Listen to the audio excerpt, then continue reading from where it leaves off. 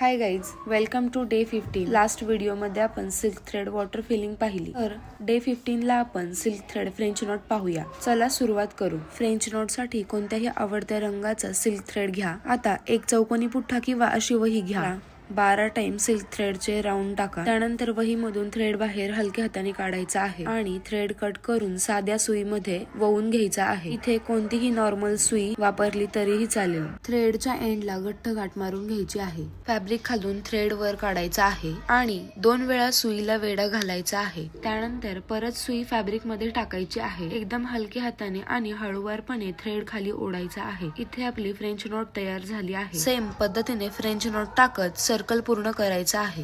Thread संपल्यानंतर fabric खालून दोरा कट करून व्हिडिओ दाखवल्याप्रमाणे घट्ट गाठ मारून घ्यायची आहे. पुन्हा नवीन दोऱ्याने सुरुवात करायची आहे. जेवढी प्रॅक्टिस तुम्ही याची कराल तेवढी फ्रेंच नॉट परफेक्ट जमते. सर्कल फिल करण्यासाठी तुम्ही 2 शेड्सचा यूज करू शकता. सर्कल पूर्ण झाल्यानंतर थ्रेड कट करून घ्यायचा आहे. अशा प्रकारे आपला फ्रेंच नॉट पूर्ण झाला आहे. व्हिडिओ युजफुल वाटला असेल तर फॉलो आणि कमेंट नक्की करा.